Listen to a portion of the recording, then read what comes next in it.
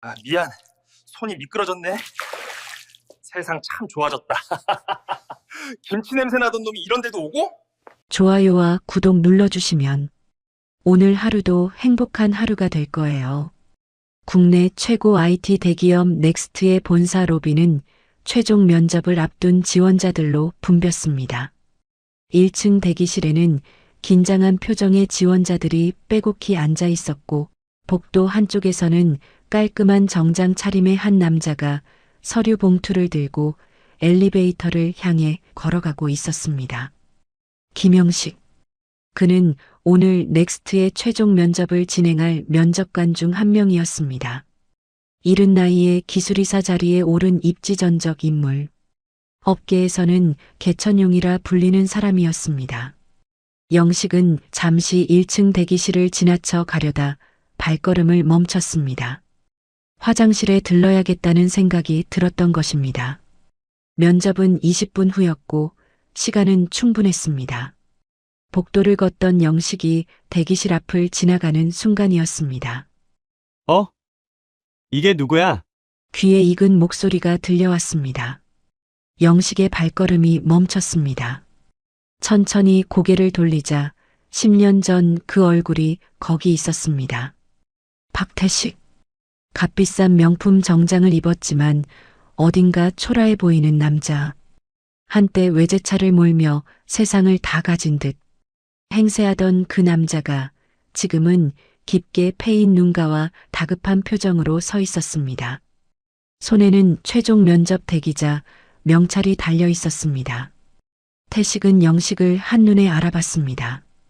그의 입가에 비웃음이 번졌습니다. 와, 진짜 너 맞네? 김영식. 태식이 큰 소리로 말하자 주변 지원자들의 시선이 일제히 두 사람에게 쏠렸습니다. 영식은 아무 말 없이 태식을 바라봤습니다. 그의 손에 든 서류 봉투에는 면접관용이라는 스티커가 붙어 있었지만 태식은 그것을 보지 못했습니다. 세상 참 좋아졌다. 김치 냄새 나던 놈이 이런 데도 오고. 태식의 목소리에는 20년 전 그대로의 악의가 담겨 있었습니다. 하지만 그 뒤에는 묘한 초조함도 섞여 있었습니다. 자신이 붙어야 한다는 절박함이 오히려 그를 더 공격적으로 만들고 있었습니다. 오랜만이네요. 태식 씨, 영식의 차분한 대답에 태식의 얼굴이 일그러졌습니다. 그 침착함이 마음에 들지 않았던 것입니다. 예전 같았으면 고개도 못 들던 놈이 이제는 자신을 똑바로 쳐다보고 있었습니다. 야, 말 놓으라고. 우리 고등학교 동창이잖아. 태식이 한 걸음 다가섰습니다. 그의 손에는 테이크아웃 커피가 들려 있었습니다. 태식은 슬쩍 웃으며 영식 쪽으로 몸을 기울였습니다. 아, 미안. 손이 미끄러졌네. 싸. 뜨거운 커피가 영식의 구두 위로 쏟아졌습니다. 광이 나던 검은 가죽 위로 갈색 액체가 흘러내렸습니다. 주변에서 작은 소란이 일었지만 태식은 전혀 미안한 기색이 없었습니다. 어휴, 정말 미안하다. 근데 너 여기 면접 보러 왔어? 영식은 아무 말 없이 휴지를 꺼내 구두를 닦기 시작했습니다. 태식은 그 모습을 보며 만족스러운 표정을 지었습니다. 역시 예전 그놈이 맞았습니다. 아무리 깔끔한 옷을 입어도 기는 못 숨긴다는 말이 딱 맞았습니다. 야, 솔직히 너 같은 놈이 여기 붙을 것 같아? 이 회사가 얼마나 높은 데인데. 태식이 가방을 벗어 영식 앞에 툭 던졌습니다. 내가 면접 보는 동안 이거 좀 봐줘. 어차피 너 떨어질 거잖아. 합격하면 수고비 줄게. 딱 10,000원. 주변 지원자들이 웅성거렸습니다. 누군가는 고개를 돌렸고 누군가는 동정 어린 눈빛으로 영식을 바라봤습니다. 하지만 아무도 나서지 않았습니다. 면접을 앞둔 상황에서 쓸데없는 일에 휘말리고 싶지 않았던 것입니다. 영식은 커피 묻은 구두를 다 닦고 천천히 일어섰습니다. 그리고는 태식이 던진 가방을 내려다봤습니다. 태식 씨, 가방은 직접 챙기시는 게 좋을 것 같은데요. 뭐? 야, 너 지금 거절하는 거야? 태식의 목소리가 높아졌습니다. 예전 같았으면 벌써 고개를 숙이고 가방을 들었을 텐데 오늘 이놈은 뭔가 달랐습니다. 어차피 너 떨어질 거면서 뭘 거들먹거려? 야, 솔직히 말해봐. 너 대학도 못 갔잖아. 영식은 여전히 아무 말이 없었습니다. 그저 태식을 조용히 응시할 뿐이었습니다. 그 눈빛에는 20년 전의 두려움도 분노도 없었습니다. 다만 깊고 차가운 무언가가 담겨 있었습니다. 채, 재수 없게. 야, 그냥 가방이나 잘 봐놔. 없어지면 너 책임이야. 태식은 투덜거리며 다시 자리로 돌아갔습니다. 면접 시간이 20분 남짓 남았다는 안내 방송이 흘러나왔습니다. 영식은 바닥에 놓인 가방을 한 번 더 내려다봤습니다. 그리고는 그대로 지나쳐 화장실로 향했습니다. 복도에서 마주친 청소 담당 직원에게 그가 조용히 말했습니다. 저기 대기실 앞에 가방이 하나 있는데 분실물 센터로 옮겨주실 수 있으실까요? 아, 네. 그렇게 하겠습니다. 영식은 가볍게 고개를 숙이고는 화장실로 들어갔습니다. 거울 앞에 선 그는 커피 얼룩이 묻은 구두를 다시 한번 닦아냈습니다. 20년 전에도 이랬습니다. 태식은 늘 무언가를 더럽혔고 그는 늘 그것을 닦아야 했습니다. 하지만 오늘은 달랐습니다. 영식은 거울 속 자신을 바라봤습니다. 가난했던 시절의 초조함은 사라졌고 20년간 쌓아온 자신감이 그 자리를 채우고 있었습니다. 이제 시작이군. 그는 작게 중얼거리며 서류 봉투를 다시 집어들었습니다. 면접실로 향할 시간이었습니다. 면접관 전용 엘리베이터가 열렸고 영식은 그 안으로 들어섰습니다.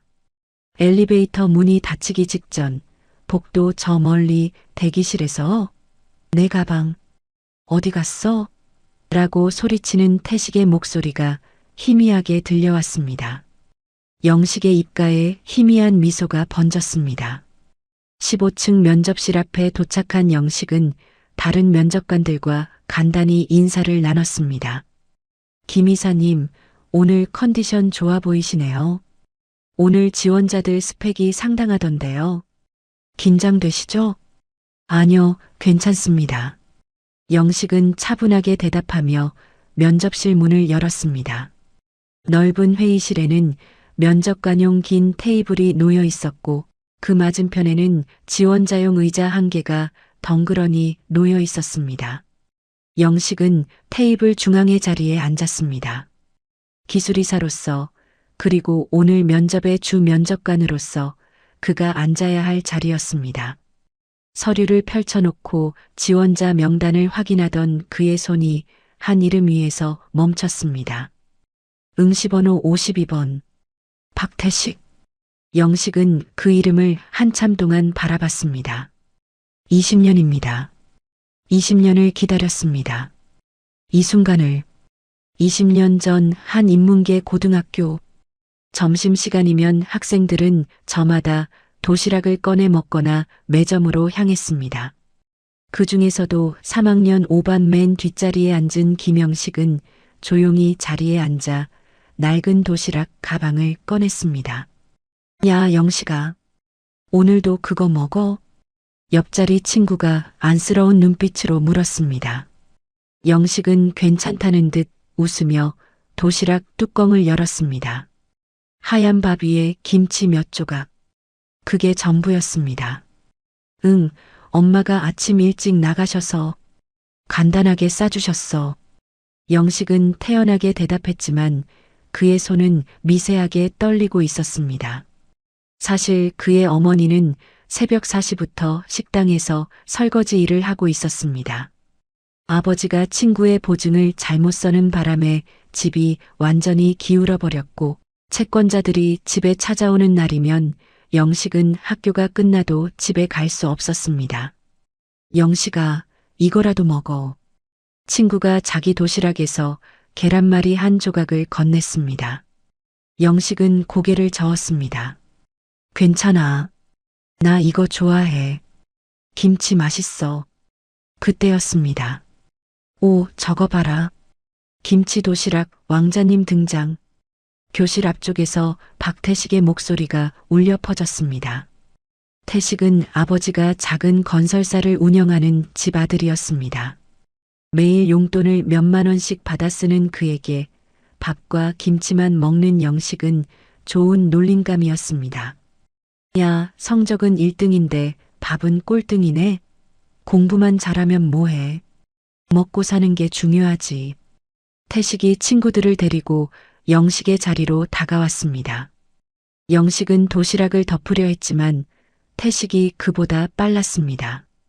어디 내가 한번 볼까? 태식이 영식의 도시락을 낚아챘습니다. 영식이 벌떡 일어섰지만 태식은 이미 도시락을 들고 교실 중앙으로 나갔습니다. 야, 이거 진짜 밥이랑 김치밖에 없네. 이걸 어떻게 먹어? 돌려줘, 태식아. 영식의 목소리가 떨렸습니다. 분노 때문이 아니었습니다. 그 도시락이 오늘 그가 먹을 수 있는 유일한 끼니였기 때문입니다. 돌려달라고? 이런 거 먹으면 영양실조 걸린다고. 내가 너 건강 생각해서 못 먹게 해주는 거야. 태식이 도시락을 창문 쪽으로 들어 올렸습니다. 영식의 얼굴이 새하얗게 변했습니다. 제발, 그러지 마. 왜? 아깝냐? 그럼 무릎 꿇고 빌어봐. 빌면 생각해 볼게. 교실이 조용해졌습니다. 몇몇 학생들은 차마 보지 못하고 고개를 돌렸고 몇몇은 흥미롭다는 듯 쳐다만 보고 있었습니다. 담임 선생님은 교무실에서 회의 중이었고 아무도 나서지 않았습니다. 영식은 주먹을 불끈 쥐었습니다. 때려주고 싶었습니다. 하지만 그럴 수 없었습니다. 태식의 아버지는 학교 이사진과 친분이 있었고 만약 폭력 사건이라도 일으키면 추천서를 받을 수 없었습니다. 장학금 없이는 대학도 갈 수 없는 그의 처지였습니다. 미안하다. 돌려줘. 영식이 고개를 숙였습니다. 그 순간 태식은 희죽 웃으며 창문을 활짝 열었습니다. 야, 미안한데 손이 미끄러졌다. 과당. 도시락이 4층 창문 밖으로 떨어졌습니다. 하얀 밥알들이 공중에 흩어지며 바닥으로 쏟아졌습니다. 김치가 교정 바닥에 나뒹굴었습니다. 어머, 진짜 미안하다. 근데 괜찮아. 어차피 그딴 거 먹으면 더 배고프잖아. 교실에 웃음소리가 터져 나왔습니다. 영식은 창밖을 내려다봤습니다. 어머니가 새벽에 일어나 정성스럽게 싸주신 그 밥이 지금 땅바닥에 널브러져 있었습니다. 영식은 아무 말도 하지 않았습니다. 그저 조용히 자리로 돌아가 책을 폈습니다. 눈물이 날 것 같았지만 절대 보여줄 수 없었습니다. 약한 모습을 보이는 순간 괴롭힘은 더 심해질 것이 뻔했습니다. 그날 영식은 하루 종일 굶었습니다. 몇 달 후 영식은 학교 복도 게시판 앞에 서 있었습니다. 대학 합격자 명단이 붙은 날이었습니다. 그의 손에는 공가대학 합격 통지서가 들려 있었습니다. 축하해, 영식아. 진짜 대단하다. 역시 전교 1등은 다르네. 친구들이 축하해 주었지만 영식의 표정은 밝지 않았습니다. 집에서는 이미 통보가 왔습니다. 등록금을 마련할 방법이 없다는 것을. 영식아, 넌 꼭 대학 가야 해. 이 집안에서 네가 유일한 희망이야. 어머니의 목소리가 귓가에 맴돌았습니다. 하지만 현실은 냉혹했습니다. 장학금을 받아도 생활비는 따로 필요했고 집 형편은 나아질 기미가 보이지 않았습니다. 영식은 학교 옥상에 올라가 통지서를 내려다봤습니다. 20년을 살면서 가장 기뻐야 할 순간인데 가슴이 무너져 내리는 것 같았습니다. 거기서 뭐해? 뒤에서 태식의 목소리가 들렸습니다. 그도 같은 대학의 경영학과에 합격했다고 했습니다. 아버지의 기부금과 추천서 덕분이었습니다. 대학 붙었다며? 축하해. 태식의 목소리에는 진심이 전혀 담겨 있지 않았습니다. 오히려 비아냥거리는 투였습니다. 근데 너 등록금은 어떻게 낼 거야? 설마 진짜 갈 수 있다고 생각한 거 아니지? 영식은 대답하지 않았습니다. 태식이 한 걸음 더 다가왔습니다. 야, 현실을 봐. 너 같은 놈이 서울대 가봤자 뭐해? 등록금도 못 내는데. 차라리 빨리 취직해서 가족 먹여 살려. 그게 네 팔자야. 조용히 해. 영식이 처음으로 반박했습니다. 태식이 눈을 가늘게 떴습니다. 뭐, 지금 나한테 조용히 하라 그랬어? 내 인생에 대해 내가 뭘 알아? 넌 태어날 때부터 다 가지고 태어났잖아. 그래, 맞아. 나는 다 가지고 태어났지. 근데 그게 뭐 어때? 세상은 원래 불공평한 거야. 넌 공부는 잘하는데 머리는 나쁜가 보네. 태식이 비웃으며 돌아섰습니다. 야, 김영식. 네가 아무리 발버둥 쳐도 결국 내 밑에서 일하게 될 거야. 그게 가난한 사람들의 운명이거든. 공부 잘한다고 세상이 바뀌는 줄 알았어? 순진하네. 그날 밤 영식은 어머니 앞에서 대학 포기 각서를 썼습니다. 어머니는 영식의 손을 붙잡고 한참을 울었지만 영식은 눈물 한 방울 흘리지 않았습니다. 이미 옥상에서 다 흘려버렸기 때문입니다. 그렇게 몇 달 후 봄 영식은 작업복을 입고 공장 앞에 서 있었습니다. 신신정밀이라는 간판이 달린 작은 금속 가공 공장이었습니다. 그의 손에는 이제 막 고등학교 졸업장이 들려 있었습니다. 어서 와. 오늘부터 잘 부탁해. 공장장이 영식의 어깨를 두드렸습니다. 영식은 고개를 숙여 인사했습니다. 이곳에서 기계 조작을 배우며 기술자의 길을 걷기로 한 것입니다. 첫날 영식은 기름때가 잔뜩 묻은 작업대 앞에 섰습니다. 선배가 기계 사용법을 가르쳐 주었고 영식은 열심히 메모하며 따라했습니다. 손에 기름이 묻고 옷에서 쇳가루 냄새가 났지만 영식은 불평하지 않았습니다. 여기서 배워서 기술자가 되자. 그리고 언젠가는 그날 오후였습니다. 공장 앞 도로에서 요란한 엔진 소리가 들렸습니다. 영식이 고개를 들자 빨간색 외제 스포츠카 한 대가 천천히 지나가고 있었습니다. 창문이 내려가고 익숙한 얼굴이 보였습니다. 박태식. 명품 선글라스를 낀 태식이 공장 앞에서 차를 세웠습니다. 영식과 눈이 마주쳤습니다. 오, 김영식? 진짜 여기서 일하네?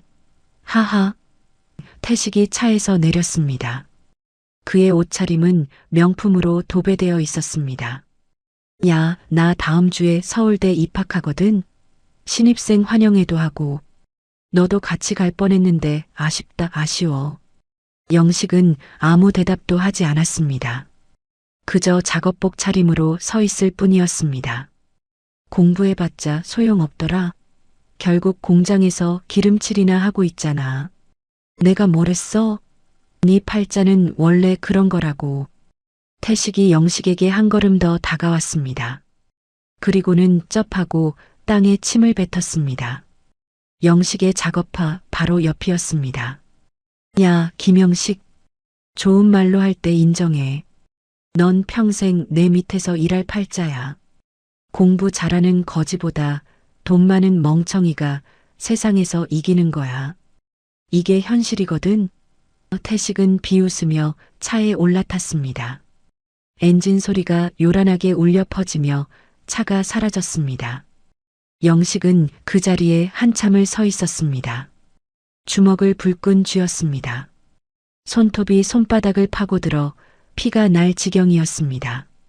그날 밤 영식은 공장 기숙사 작은 방에서 결심했습니다. 언젠가는 반드시. 그는 벽에 붙인 달력에 빨간 펜으로 동그라미를 그렸습니다. 오늘 날짜였습니다. 그리고 그 옆에 작게 썼습니다. 시작. 고맙다, 박태식. 내 마음에 불을 지펴줘서. 새벽 5시, 영식은 좁은 기숙사 방에서 눈을 떴습니다.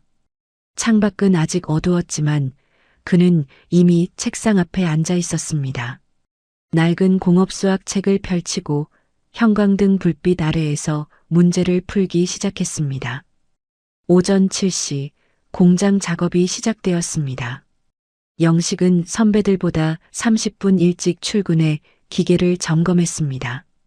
CNC 선반 앞에서 금속을 깎고 용접을 배우고 도면을 읽는 법을 익혔습니다. 야, 김영식. 쉬는 시간인데 뭐하냐? 책 보고 있습니다. 에이, 젊은 놈이 너무 빡세게 살지 마. 담배나 한 대 피워. 괜찮습니다. 저는 이게 좋아요. 선배들은 고개를 저으며 돌아갔습니다. 영식은 쉬는 시간마다 기계공학책을 펼쳤습니다. 점심시간에는 빠르게 밥을 먹고 노트에 그날 배운 기술을 정리했습니다. 오후 6시 작업이 끝나면 다른 직원들은 식당으로 향했습니다. 하지만 영식은 샤워를 하고 편의점 유니폼으로 갈아입었습니다. 오후 7시부터 새벽 1시까지 영식은 공장 근처 편의점에서 야간 알바를 했습니다. 손님이 없는 시간에는 카운터 아래에 숨겨둔 자격증 교재를 꺼내 공부했습니다. 손님, 어서 오세요. 영식의 목소리에는 피로가 묻어났지만 그는 절대 불평하지 않았습니다. 새벽 1시가 되면 기숙사로 돌아가 2시간 정도 자고 다시 새벽 5시에 일어나 공부를 시작했습니다. 이것이 영식의 일상이었습니다. 영식의 수중에는 점점 자격증들이 늘어갔습니다. 그러나 수준 높은 자격증을 따기 위해서는 대학 졸업장이 필요하게 되었습니다. 다시 대학 입시 시험을 공부하기에는 여유가 없어 일과 병행할 수 있는 대학을 알아보고 야간 대학을 다니게 되었습니다. 영식은 쉬는 날이면 도서관에 틀어박혀 공부했고 휴가는 한 번도 쓰지 않았습니다. 영식아, 너 그렇게 살면 몸 망가진다. 좀 쉬어. 공장장이 걱정스러운 표정으로 말했습니다. 하지만 영식은 고개를 저었습니다. 괜찮습니다. 저는 목표가 있어서요. 목표? 무슨 목표? 언젠가 말씀드릴게요. 영식의 눈빛에는 무언가 타오르는 것이 있었습니다. 공장장은 더 이상 묻지 않았습니다. 5년 뒤 영식은 25이 되었습니다. 이미 그는 공장에서 가장 뛰어난 기술자로 인정받고 있었습니다. 대학 졸업 후 여러 기사 자격증도 취득하였고 복잡한 도면도 척척 읽어내었으며 까다로운 부품도 완벽하게 가공해냈습니다. 어느 날 공장에 특별한 손님이 찾아왔습니다. 신신정밀이 여기 맞습니까? 정장을 입은 중년 남자가 공장장을 찾았습니다. 그는 신신테크라는 중견 IT 부품 제조사의 임원이었습니다. 저희가 개발 중인 신제품 부품을 가공할 곳을 찾고 있습니다. 난이도가 상당히 높은 작업인데 가능하신가요? 공장장은 도면을 받아들고 고개를 갸우뚱했습니다. 정밀도가 너무 높았습니다. 0.01 오차도 허용되지 않는 부품이었습니다. 이건 저희 공장 수준으로는 좀 제가 해보겠습니다. 영식이 나섰습니다. 임원은 작업복 입은 젊은 청년을 의아한 눈으로 바라봤습니다. 자네가? 네, 가능합니다. 영식은 도면을 꼼꼼히 살폈습니다. 그리고 3일 후 완벽한 샘플을 제작해냈습니다. 임원은 정밀 측정기로 부품을 검사하고는 눈이 휘둥그레졌습니다. 이게 어떻게 이렇게 완벽하게? 미래에는 꼭 필요할 기술이라고 생각했습니다. 영식의 대답에 임원은 잠시 멍하니 그를 쳐다봤습니다. 자네 이름이 뭔가? 김영식입니다. 김영식, 나랑 같이 일할 생각 없나? 우리 회사 연구소로 와. 자네 같은 인재가 여기 썩히기엔 아깝네. 그렇게 영식은 신신테크로 이직했습니다. 월급은 2배가 되었고 무엇보다 최신 장비를 다룰 수 있었습니다. 그렇게 영식은 신신테크의 핵심 기술자가 되었습니다. 하지만 그는 여기서 멈추지 않았습니다. 낮에는 연구소에서 일하고 밤에는 책으로 컴퓨터 공학을 공부했습니다. 영식 씨, 벌써 또 야근이세요? 동료가 퇴근하며 물었습니다. 연구소에는 영식 혼자만 남아 있었습니다. 네, 조금만 더 하고 갈게요. 새벽 3시, 건물에는 청소하시는 분들만 남았습니다. 영식은 여전히 자리를 지키고 있었습니다. 여기 계신 분, 불 끄고 가세요. 아, 네. 곧 가겠습니다. 영식이 자리에서 일어나 스트레칭을 했습니다. 허리가 뻐근했지만 오늘도 한 걸음 더 나아갔다는 성취감이 있었습니다. 집으로 가는 길 영식은 편의점에 들렀습니다. 삼각김밥 하나와 컵라면을 샀습니다. 예전처럼 돈이 없어서가 아니었습니다. 시간을 아끼기 위해서였습니다. 아직 멀었어. 아직도. 그렇게 영식은 SJ테크에서 10년 가까이 일하며 그는 업계에서 알아주는 기술 전문가가 되었습니다. 특허도 여러 개 출원했고 학회에서도 이름이 알려졌습니다. 어느 날 영식의 이메일함에 특별한 메시지가 도착했습니다. 영식은 메일을 열어 천천히 읽었습니다. 국내 최고의 IT 대기업 넥스트에서 그에게 기술이사직으로 스카우트 제안을 한 것입니다. 기술이사, 넥스트. 영식의 손이 미세하게 떨렸습니다. 내 힘으로 여기까지 오다니. 영식은 자리에서 일어나 창밖을 바라봤습니다. 서울 시내의 야경이 펼쳐져 있었습니다. 그는 주머니에서 낡은 사진 한 장을 꺼냈습니다. 고등학교 졸업식 날 찍은 사진. 거기에는 희망에 가득 찬 얼굴의 영식이 있었습니다. 하지만 그날 밤 그는 대학 포기 각서를 썼습니다. 20년이네. 영식은 사진을 다시 지갑에 넣었습니다. 그리고 답장을 작성하기 시작했습니다. 면접 일정을 잡아주시기 바랍니다. 영식은 넥스트의 여러 차례 면접을 거쳤습니다. 1차 실무 면접, 2차 임원 면접을 모두 통과했습니다. 그리고 마침내 최종 면접을 통과하고 기술이사 직책을 제안받았습니다. 김영식 이사님 축하드립니다. 연봉은 1억 5천에 스톡 옵션까지 드리겠습니다. 인사팀장이 웃으며 계약서를 내밀었습니다. 영식은 계약서에 서명하며 조용히 물었습니다. 제가 면접관으로 참여할 수 있을까요? 면접관이요? 물론입니다. 이사님 직급이면 당연히 가능하죠. 특별히 관심 있는 포지션이 있으신가요? 아니요. 그냥 회사 인재 채용에 관심이 있어서요. 좋습니다. 다음 공채부터 면접 패널에 포함시켜 드리겠습니다. 영식은 고개를 끄덕였습니다. 그의 입가에 희미한 미소가 번졌습니다. 시간을 거슬러 같은 시기 박태식은 서울대 경영학과에 입학했습니다. 아버지의 기부금 덕분이었습니다. 신입생 환영회에서는 명품 옷을 입고 다니며 사람들에게 자랑했습니다. 하지만 공부는 하지 않았습니다. 시험 때마다 아버지 인맥으로 족보를 구했고 과제는 돈을 주고 대피를 시켰습니다. 4년 내내 놀다가 겨우 졸업했습니다. 졸업 후 태식은 아버지 회사에 입사했습니다. 물론 실력 때문이 아니었습니다. 이사라는 직함을 달았지만 실제로는 아무 일도 하지 않았습니다. 골프나 치고 접대나 받으며 시간을 보냈습니다. 그러나 몇 년 후 아버지가 큰 프로젝트에서 실패했습니다. 회사는 급격히 기울기 시작했습니다. 태식은 뒤늦게 정신을 차리려 했지만 이미 늦었습니다. 기본도 모르는 그가 할 수 있는 일은 없었습니다. 그렇게 아버지의 회사는 부도났습니다. 집은 경매로 넘어갔고 재산은 모두 채권자들에게 돌아갔습니다. 태식은 하루아침에 빈털터리가 되었습니다. 아버지, 이거 진짜 다 끝난 건가요? 미안하다, 태식아. 네가 고생 모르고 자라서 내가 잘못했다. 아버지는 늙어버린 얼굴로 고개를 떨구었습니다. 태식은 방에 들어가 거울을 봤습니다.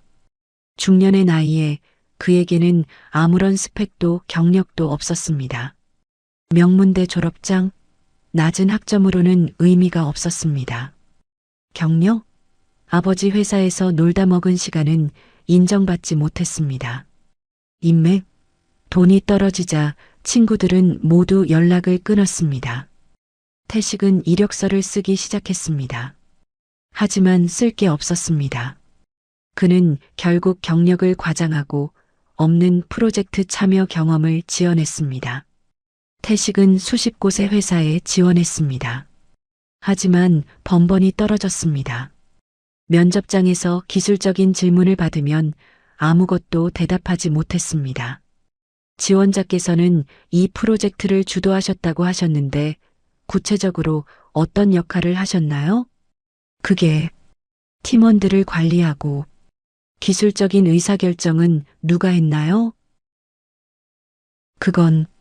면접은 항상 그렇게 끝났습니다.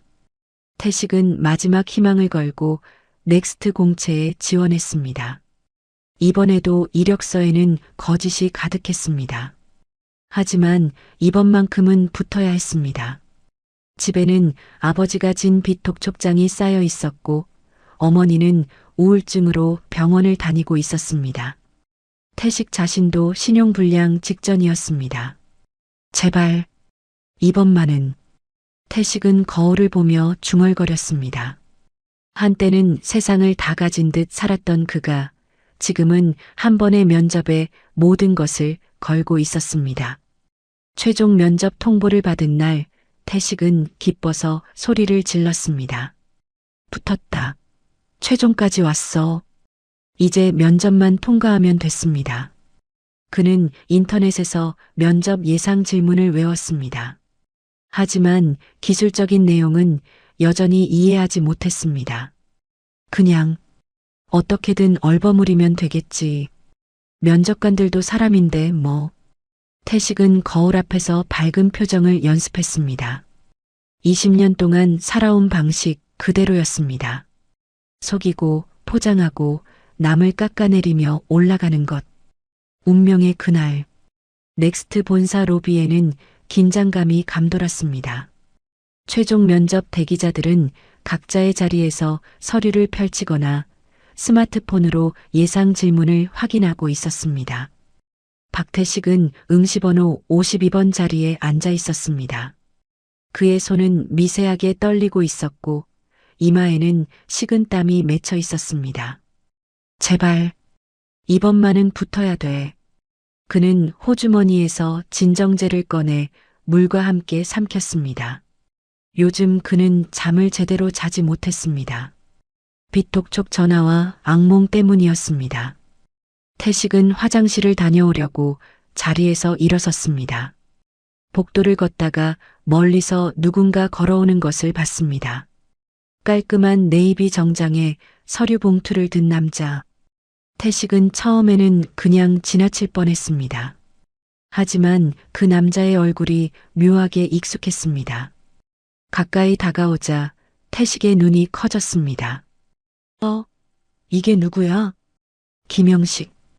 20년 전 그 김치 도시락 먹던 놈. 태식의 입가에 자동으로 비웃음이 번졌습니다. 세상에 이런 우연이 있나? 그 거지 같던 놈이 여기에도 면접 보러 왔다니. 태식에게는 이것이 기회처럼 느껴졌습니다. 면접 전에 긴장을 풀 방법이 생긴 것입니다. 예전처럼 영식을 괴롭히면서 자신감을 되찾을 수 있을 것 같았습니다. 와, 진짜 너 맞네. 김영식? 태식이 큰 소리로 말했습니다. 주변 사람들이 힐끗힐끗 쳐다봤습니다. 영식은 걸음을 멈추고 태식을 바라봤습니다. 그 눈빛, 태식은 순간적으로 묘한 느낌을 받았습니다. 예전의 영식이 아니었습니다. 움츠러들거나 피하려는 기색이 전혀 없었습니다.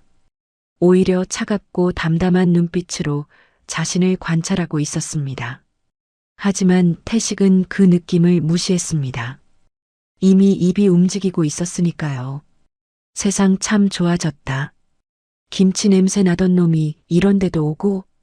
영식은 잠시 침묵했습니다. 그리고는 조용히 대답했습니다.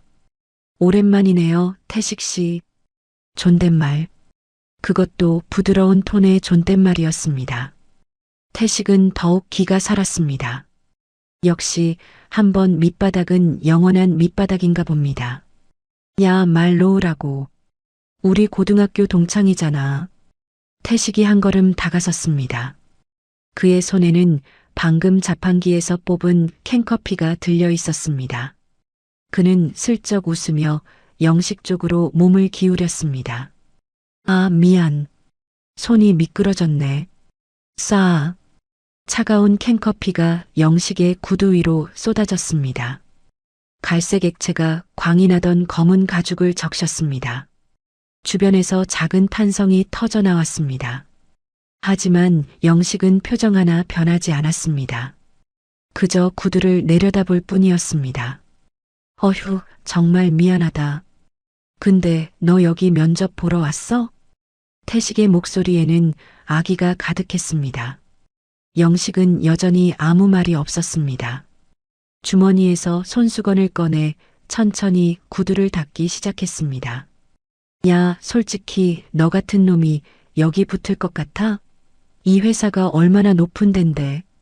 영식은 구두를 다 닦고 천천히 일어섰습니다. 태식과 눈이 마주쳤습니다. 저도 최선을 다해볼 생각입니다. 그 담담한 대답이 오히려 태식을 화나게 만들었습니다. 왜 쫄지 않는 거지? 왜 예전처럼 고개를 숙이지 않는 거지? 최선을 다한다고? 하하. 야, 너 학벌이 뭔데? 대학도 못 갔잖아. 여기 지원자들 다 SKY 출신이야. 너 같은 놈이 무슨 수로 붙어? 그건 면접관들이 판단하실 일이겠죠. 영식의 목소리는 여전히 차분했습니다. 태식은 점점 초조해졌습니다. 뭔가 잘못되고 있다는 느낌이 들었지만 멈출 수가 없었습니다. 아, 현실을 봐. 너 같은 흙수저가 여기 붙는다고? 꿈깨. 나는 서울대 나왔어. 너는? 공장이나 다니다가 여기 온 거 아니야? 영식은 대답하지 않았습니다. 그저 태식을 조용히 바라볼 뿐이었습니다. 태식은 가방을 벗어 영식 앞 바닥에 툭 던졌습니다. 내가 면접 보는 동안 이거 좀 봐줘. 어차피 너 떨어질 거잖아. 내가 합격하면 수고비 줄게. 10,000원? 주변이 조용해졌습니다. 몇몇 지원자들은 고개를 돌렸고 누군가는 핸드폰을 꺼내는 것 같았습니다. 영식은 바닥의 가방을 내려다봤습니다. 20년 전에도 이랬습니다. 태식은 늘 무언가를 던졌습니다. 도시락을, 모욕을, 침을. 태식 씨, 가방은 직접 챙기시는 게 좋을 것 같은데요. 영식의 목소리에는 여전히 감정이 없었습니다. 하지만 그 침착함이 오히려 태식을 더 자극했습니다. 뭐? 야, 너 지금 거절하는 거야? 아니, 너 감히 나한테? 태식의 목소리가 높아졌습니다. 몇몇 지원자들이 노골적으로 쳐다봤습니다. 태식의 얼굴이 붉어졌습니다. 어차피 너 떨어질 거면서 뭘 거들먹거려. 야, 20년 전이나 지금이나 네 주제는 똑같아.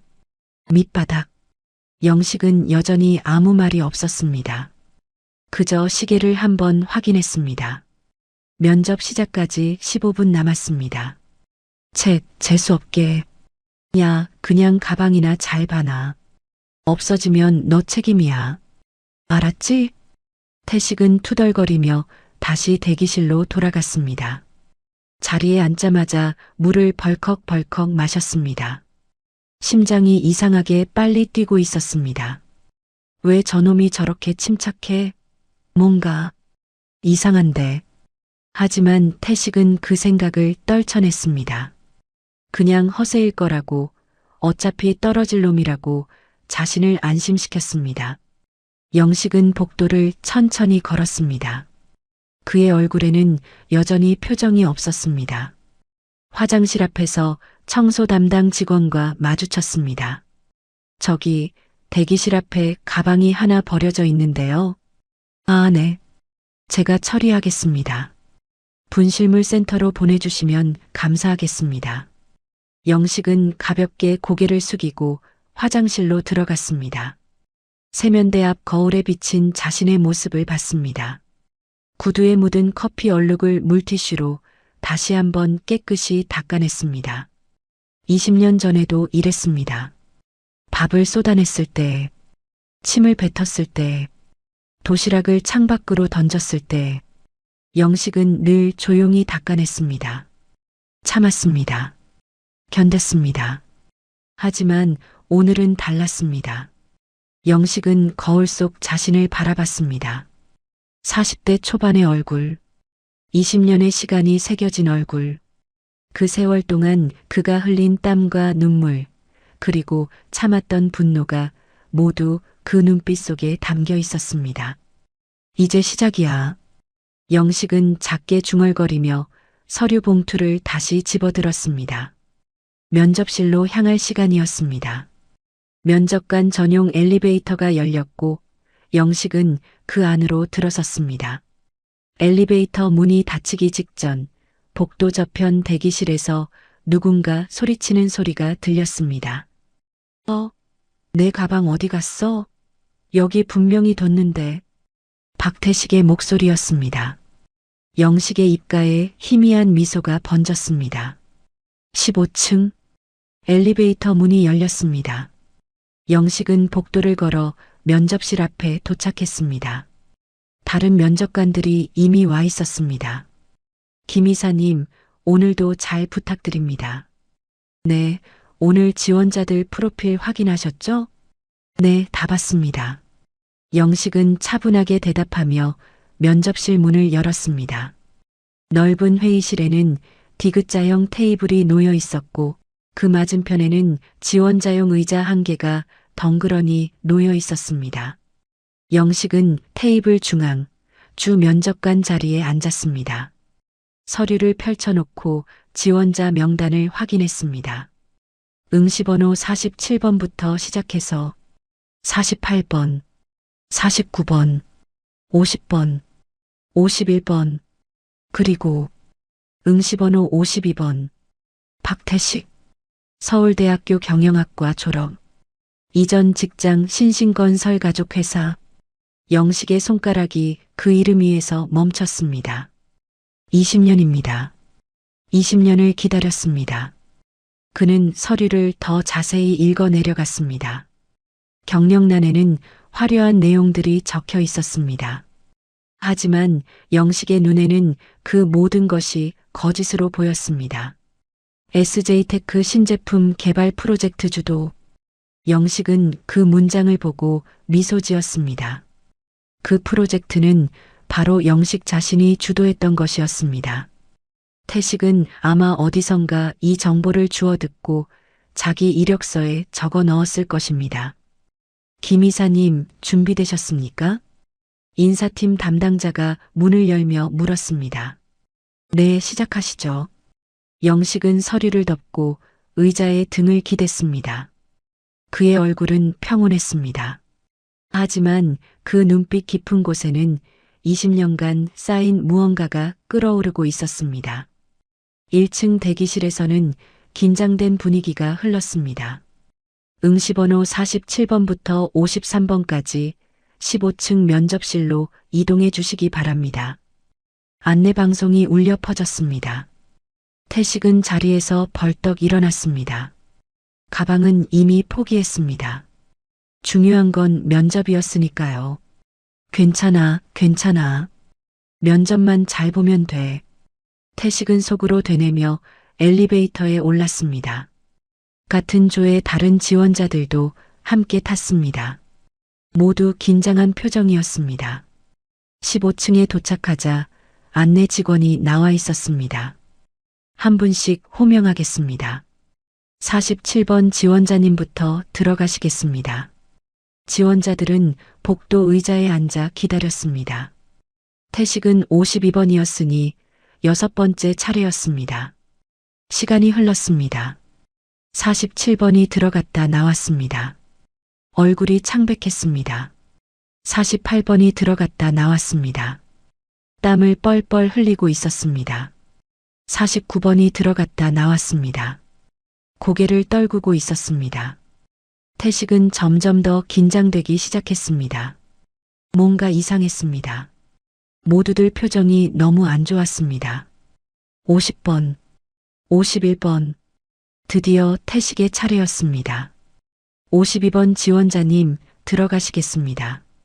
태식은 깊게 숨을 들이쉬고 문 앞에 섰습니다. 손이 떨렸지만 억지로 미소를 지으며 문을 열었습니다. 안녕하십니까? 52번 지원자 박태식입니다. 영광입. 태식의 말이 멈췄습니다. 면접관 테이블 중앙. 그곳에 앉아있는 사람을 봤기 때문입니다. 김영식. 아까 1층에서 만났던, 커피를 쏟아부었던, 가방을 맡기라고 했던, 김치 도시락 먹던 그 놈. 그가 면접관 자리에 앉아 있었습니다. 태식의 입이 벌어졌습니다. 얼굴에서 핏기가 싹 빠졌습니다. 영식은 차갑고 담담한 눈빛으로 태식을 바라봤습니다. 그리고는 천천히 입을 열었습니다. 앉으시죠, 박태식 씨. 아니, 이제는 지원자님이라고 불러야 하나요? 태식의 무릎이 떨렸습니다. 아니, 다리 전체가 떨리고 있었습니다. 그는 간신히 의자에 앉아 몸을 안정시키려 했지만 손도 떨리고 있었습니다. 이게 어떻게 된 일이야? 왜 저놈이 면접관 자리에? 태식의 머속은 빠르게 회전했습니다. 아까 1층에서 만난 김영식. 초초한 표정으로 면접을 보러 왔던 사람. 밥과 김치만 먹던 거지 같은 놈. 그놈이 지금 자신의 운명을 결정할 자리에 앉아 있었습니다. 지원자님, 안정되셨나요? 영식의 목소리가 들려왔습니다. 그 목소리에는 감정이 거의 없었습니다. 오히려 그 평온함이 더 무섭습니다. 아, 네네. 안녕하십시카. 박태식입니다. 태식은 간신히 인사를 마무리했습니다. 영식은 고개를 끄덕이며 서류를 천천히 펼쳤습니다. 그럼 시작하겠습니다. 첫 번째 질문입니다. 영식이 잠시 멈추었습니다. 그 눈빛이 태식에게 고정되었습니다. 우리 회사의 핵심 가치 중 하나는 상생입니다. 지원자께서는 이 상생에 대해 어떻게 생각하시나요? 특히 자신보다 경제적으로 어려운 동료를 대할 때에 본인만의 철학이 있으시다면 말씀해 주세요. 질문은 평범해 보였습니다. 면접 질문으로서 특별한 것은 없었습니다. 하지만 태식은 그 질문 뒤에 숨은 무언가를 직감했습니다. 왜 이런 질문을? 태식은 빠르게 머리를 돌렸습니다. 면접 준비 때 외운 답변을 떠올렸습니다. 당연히 가족처럼 아끼고 도와야 한다고 생각합니다. 함께 성장하는 것이 중요하고 주변 동료들의 상황을 항상 신경 쓸 필요가. 잠깐만요. 영식이 손을 들어 태식의 말을 막았습니다. 태식의 심장이 쿵 내려앉았습니다. 지원자님이 방금 가족처럼 아끼고 도와야 한다고 하셨죠? 영식은 천천히 파일 하나를 꺼내 테이블 위에 놓았습니다. 그리고 그 파일을 영식의 앞으로 밀었습니다. 이것은 지원자님이 고등학교 재학 중 받은 징계 기록입니다. 태식의 얼굴이 순간적으로 흰색으로 변했습니다. 그는 파일을 내려다봤습니다. 거기에는 분명히 자신의 이름이 적혀 있었습니다. 학생 징계 기록. 학생명 박태식. 내용 동급생의 도시락을 강제로 빼앗아 창밖으로 던져 모욕을 주고 공개적으로 해당 학생을 비하하는 행위로 징계받음. 우리 회사는 공채 지원자들의 학생부와 징계 기록을 확인하는 것이 원칙입니다. 영식이 차분하게 설명했습니다. 그의 목소리에는 여전히 감정이 없었습니다. 지원자님은 방금 경제적으로 어려운 동료를 가족처럼 도와야 한다고 하셨습니다. 그런데 고등학교에서는 경제적으로 어려운 동급생의 도시락을 강제로 빼앗아 창밖으로 던져 모욕을 주었습니다. 영식은 잠시 멈추었습니다. 그 가족 같은 동료에게 흙탕물 묻은 밥을 먹으라고 한 것도 상생의 일부였습니까? 면접실 안이 완전히 조용해졌습니다. 다른 면접관들도 긴장한 표정으로 지켜보고 있었습니다. 이것은 일반적인 면접이 아니었습니다. 그건 어릴 때 철없던 시절의 일이었습니다. 지금은 완전히 다른 사람이 어린 시절의 일이라고 하셨군요. 영식은 고개를 끄덕였습니다. 그런데 그 일이 일어난 날 해당 학생은 점심 한 끼를 먹을 수 없었습니다. 그 학생의 어머니는 새벽 4시에 일어나 정성스럽게 싸준 도시락이었습니다. 그것이 창밖으로 떨어져 땅바닥에 널브러져 있었는데 그 학생은 하루 종일 굶었습니다. 영식의 목소리는 여전히 평온했습니다. 하지만 그 평온함 속에는 어떤 날카로운 날이 숨어 있었습니다. 지원자님이 어린 시절의 농담이라고 표현하신 그 행위, 그 학생에게는 평생의 트라우마가 되었습니다. 그 상처는 지금도 남아 있습니다. 태식은 입이 열리지 않았습니다. 무엇을 말해야 할지 알지 못했습니다. 영식은 잠시 기다리다가 다음 질문으로 넘어갔습니다. 두 번째 질문입니다. 우리 회사는 현장 기술직과의 협업을 매우 중요하게 생각합니다. 기술직 직원들의 능력과 노력을 존중하는 것이 회사의 기본 원칙입니다. 영식은 다시 파일에서 문서 하나를 꺼냈습니다. 지원자님은 과거에 현장 기술직 종사자들을 기름때 묻은 팔자라고 비하한 적이 있습니다. 기억하시나요? 태식의 등에서 차가운 땀이 흘러내렸습니다. 기억했습니다. 공장 앞에서 영식에게 침을 뱉고 그 말을 했던 날. 그때는 그냥 비웃음이었습니다. 아무 생각 없이 내뱉은 한마디였었습니다. 그건 제가 아직 어린 때, 아무것도 모르는 시절에 어린 때라고 하셨군요. 그런데 그 말을 들은 사람은 당시 막 공장에 취직한 고등학교 졸업자였습니다. 영식은 잠시 멈추었습니다. 그 사람은 전교 1등이었음에도 가정 형편 때문에 대학을 포기하고 공장으로 갈 수밖에 없었습니다.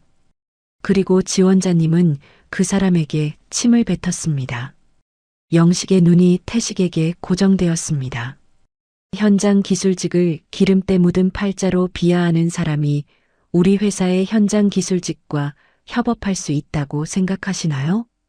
그들의 땀방울보다 본인의 깨끗한 수트가 더 가치 있다고 믿고 계신가요? 아니요. 그건 아니고. 그럼 지원자님은 현재 현장 기술직 종사자들에 대해 어떻게 생각하시나요? 구체적으로 말씀해 주세요. 태식은 이빨을 갈아야 할 것 같은 답변을 짜내었습니다. 현장 기술직은 회사의 근본이고 그들의 노력과 기술은 정말 중요한. 그러면 그 정말 중요한 노력이 있었던 사람이 지원자님의 비하 때문에 10년간 더 힘들게 살아야 했다면 그건 어떻게 생각하시나요? 영식의 질문이 날카롭게 날아왔습니다. 태식은 대답이 나오지 않았습니다. 입만 움직였습니다. 그건 제가 대답하기 곤란하시군요. 그럼 다음 질문으로 넘어가겠습니다. 영식은 파일에서 문서 한 장을 꺼내 테이블 위에 놓고 태식 앞으로 밀었습니다. 이번에는 태식이 제출한 이력서의 복사본이었습니다. 세 번째 질문입니다. 지원자님의 이력서에는 SJ테크 신제품 개발 프로젝트 주도라는 경력이 적혀 있습니다. 영식은 잠시 멈추었습니다. 그런데 당시 그 프로젝트를 실제로 주도하고 있었던 사람의 이름은 김영식입니다. 테이블 위에 프로젝트 관련 공식 문서가 놓이었습니다. 프로젝트 책임자란에는 김영식이라는 이름이 명확하게 적혀 있었습니다. 이건 지원자님은 SJ테크에서 근무하셨다고 하셨죠? 그런데 당사 인사 기록에 따르면 지원자님은 해당 프로젝트에 전혀 참여하지 않았습니다. 완전히 거짓으로 작성된 경력입니다. 영식의 목소리는 여전히 평온했습니다. 그러나 그 평온함 속에는 강철과 같은 단단함이 있었습니다. 왜 남의 공을 본인의 것처럼 적으셨나요? 태식은 마음속으로 이미 무너져 있었습니다. 변명할 여지가 없었습니다. 그리고 천천히 테이블 위에 이력서를 손가락으로 가리키며 말했습니다. 아까 복도에서도 제 가방을 맡기셨더군요. 그가 말하는 협업 방식인가요? 면접실안이 다시 완전히 조용해졌습니다. 다른 면접관 한 명이 입을 가리키고 눈을 피하며 고개를 끄덕였습니다. 태식은 고개를 떨구었습니다. 이미 끝난 것 같음을 직감했습니다. 마지막 질문입니다. 영식은 서류를 모두 정리하여 테이블 옆으로 밀어놓았습니다. 이번에는 아무것도 꺼내지 않았습니다. 그저 두 손을 테이블 위에 놓고 태식을 바라봤습니다. 만약 지원자님이 절박한 상황에서 과거에 괴롭혔던 사람에게 목숨줄이 달린다면 어떻게 하시겠습니까? 끝까지 자존심을 지키겠습니까? 아니면 무릎이라도 꿇겠습니까? 면접실 안에 긴 침묵이 깔렸습니다. 다른 면접관들도 이 질문의 의미를 이미 파악하고 있었습니다. 아무도 말하지 않았습니다. 태식은 영식의 눈빛을 피할 수 없었습니다. 그 눈 속에는 20년간 쌓인 무언가가 있었습니다. 분노였을 수도 있고 눈물일 수도 있었습니다. 아니면 그 두 가지가 모두 섞여 있었을 수도 있었습니다. 태식의 눈 가장자리가 빨개 물들었습니다. 코가 간간히 흡흡 소리를 내었습니다. 이미 심장 깊은 곳에서 무언가가 무너지고 있었습니다. 저는 진심으로 사과하고 용서를 빌 것입니다. 태식의 목소리가 떨리었습니다. 그 말은 준비된 답변이 아니었습니다. 그저 지금 이 순간 자신이 얼마나 깊은 수렁에 빠져 있는지를 깨달은 그의 진심이었습니다. 영식은 잠시 태식을 바라봤습니다. 그리고는 천천히 고개를 끄덕였습니다. 지금이 바로 그 상황이군요. 영식의 목소리가 조용하지만 강하게 면접실을 채웠습니다. 그럼 시작해보세요. 사과. 면접실 안에 극도로 무거운 침묵이 깔렸습니다. 태식은 영식의 눈을 바라봤습니다. 그 눈 속에는 자신에게 용서를 줄 것이라는 단서가 전혀 없었습니다. 영식, 아니, 김영식 이사님. 태식의 목소리가 떨리었습니다. 제발, 한 번만 봐주세요. 우리 집이 지금 완전히 망해버렸어요. 아버지도 건강이 안 좋고 어머니도 우울증으로. 영식은 표정 하나 변하지 않았습니다. 그저 차갑고 단단한 눈빛으로 태식을 내려다봤습니다. 제가 잘못했습니다. 고등학교에서도 공장 앞에서도 오늘 아까에도 다 잘못했습니다. 제발. 태식의 목소리가 점점 작아져 가눴습니다. 눈물이 바닥으로 떨어졌습니다. 20년간 남을 밟고 올라온 사람이 지금 이 순간 자신이 밟았던 바로 그 사람에게 용서를 구하고 있었습니다. 영식아, 제발 한 번만 살려줘. 우리 집 망하기 일보 직전이야. 방금까지 존댓말을 쓰던 태식이 스스로 반말로 변화를 바라면서 영식과의 관계를 고등학교 동창으로 돌려주길 바라며 그 친밀감에 기대서 용서를 빌었습니다. 영식은 잠시 침묵했습니다. 그리고는 천천히 입을 열었습니다. 박태식 씨. 태식은 고개를 들었습니다. 영식의 눈빛은 여전히 차갑습니다. 용서의 온기는 한 점도 느껴지지 않았습니다. 당신이 지금 무슨 말을 했는지 아십니까? 영식이 질문했습니다. 태식은 눈물을 닦으며 고개를 끄덕였습니다. 용서를 구하는 건 그 사람의 마음을 헤아리고 자신의 잘못을 진심으로 인정하고 뉘우치는 것입니다. 그런데 지원자님은 다른 사람에게 얼마나 상처를 주었을지보다 지금 자신의 상황에 급급하여 그저 모면하려고만 합니다. 그건 사과가 아니라 거래의 제안입니다. 영식이 잠시 멈추었습니다. 진심으로 잘못했다는 사과는 대가를 기대하지 않는 것입니다. 지원자님은 지금 용서를 받아야 합니다. 자존심이 아니라 직장을 얻어야 합니다. 그럼에도 불구하고 당신은 끝까지 당신의 입장에서만 이야기를 하는군요. 면접실 안이 다시 완전히 조용해졌습니다. 다른 면접관들도 영식의 말을 듣고 고개를 끄덕이고 있었습니다. 태식은 영식의 말에 반박할 수 없었습니다. 영식의 말이 맞다는 것을 자신도 알고 있었기 때문입니다. 영식은 잠시 태식을 바라봤습니다. 지원자님, 솔직하게 말씀드리겠습니다. 영식의 눈빛이 태식에게 고정되었습니다. 그 눈빛에는 20년간 쌓인 무언가가 끓어오르고 있었습니다. 분노였을 수도 있고 경고였을 수도 있었습니다. 오늘 지원자님은 우리 회사에 불합격합니다. 태식의 눈이 커졌습니다. 그리고 이것은 단순히 불합격이 아닙니다. 영식은 잠시 멈추었습니다. 지원자님이 제출한 포트폴리오에는 치명적인 오류가 있습니다. 이것은 본인이 직접 작성한 것이 아니라 타인의 작업물을 도용한 것입니다. 영식이 포트폴리오 파일을 꺼냈습니다. 거기에는 2개의 문서가 놓여 있었습니다.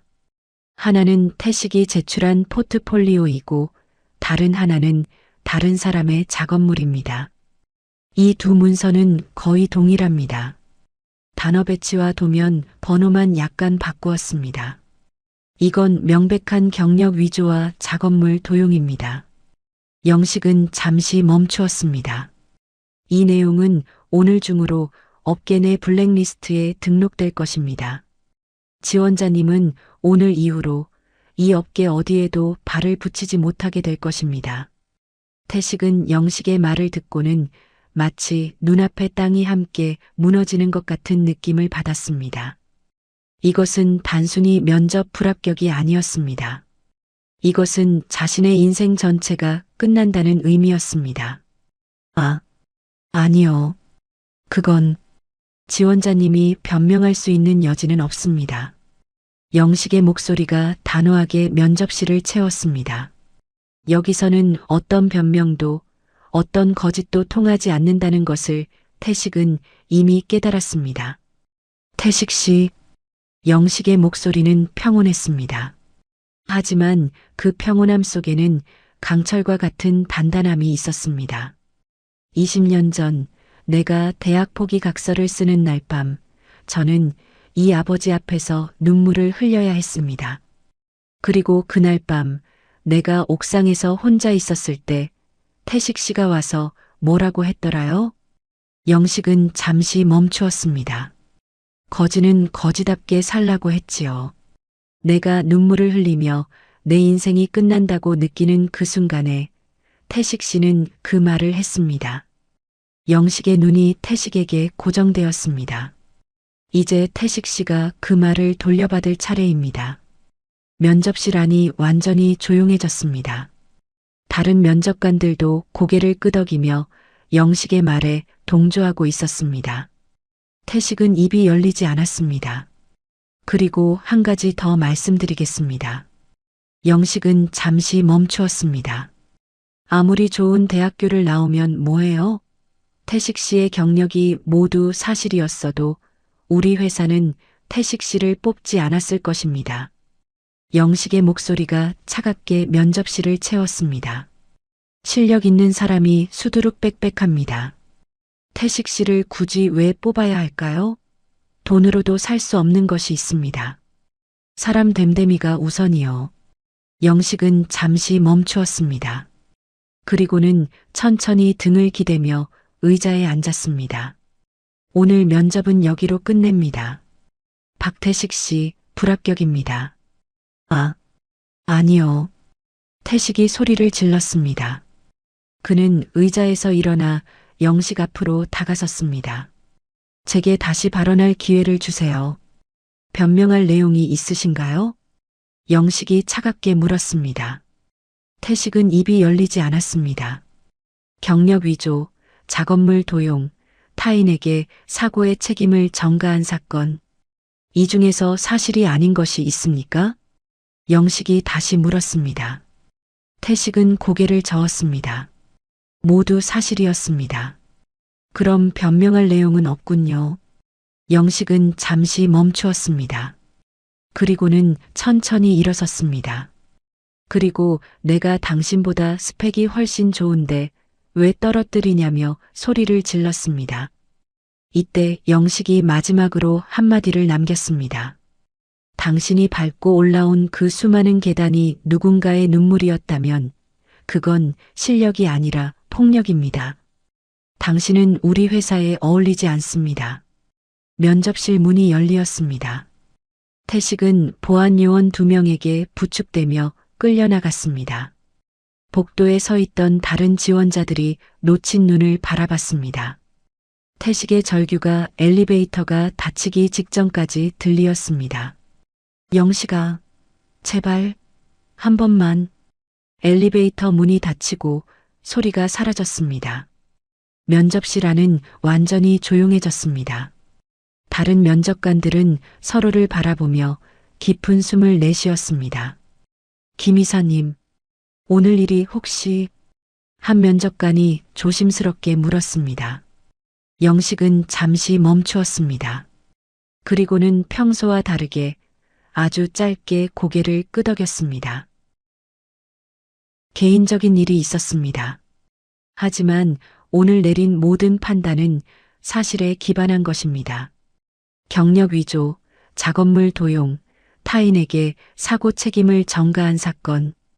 이 중 하나라도 확인되면 채용 불가입니다. 오늘은 3가지가 모두 확인되었습니다. 면접관들은 고개를 끄덕였습니다. 누구도 반박하지 않았습니다. 오늘 면접은 여기로 마무리하고 저는 잠깐 나가겠습니다. 영식은 차분하게 서류를 정리하고 면접실을 나왔습니다. 밤이 깊어졌습니다. 넥스트 본사 15층 옥상 정원에는 영식 혼자만 있었습니다. 차가운 1월의 바람이 불었지만 그는 한쪽 벤치에 조용히 앉아 있었습니다. 서울의 야경이 저 아래로 펼쳐져 있었습니다. 영식은 가방에서 도시락을 꺼냈습니다. 오늘 아침에 어머니가 싸주신 것입니다. 뚜껑을 열었습니다. 하얀 밥 위에 김치 몇 조각. 20년 전과 달라진 것은 아무것도 없었습니다. 어머니는 여전히 같은 도시락을 싸주셨습니다. 영식은 그것을 보며 미소 지었습니다. 맛있네. 영식은 작은 웃음을 짓고 밥을 한술 뜹니다. 따뜻한 밥이 입안에 들어왔습니다. 스테이크도 회석 요리도 아닌 그냥 밥과 김치. 바람이 다시 불었습니다. 영식은 잠깐 눈을 감았습니다. 20년 전의 공장, 편의점, 새벽의 독학, 그리고 오늘 이 순간까지 모든 것이 한꺼번에 떠올라 눈가가 따뜻해졌습니다. 영식은 눈을 떠 야경을 바라봤습니다. 그리고는 작게 중얼거렸습니다. 환경은 선택할 수 없지만 인성은 스스로 만드는 거야. 바람이 그 말을 멀리 날려갔습니다. 영식은 다시 밥을 한술 뜹니다. 야경 아래 조용한 옥상에서 밥과 김치로 이루어진 소박한 한 끼. 그것이 진정한 승리의 맛이었습니다.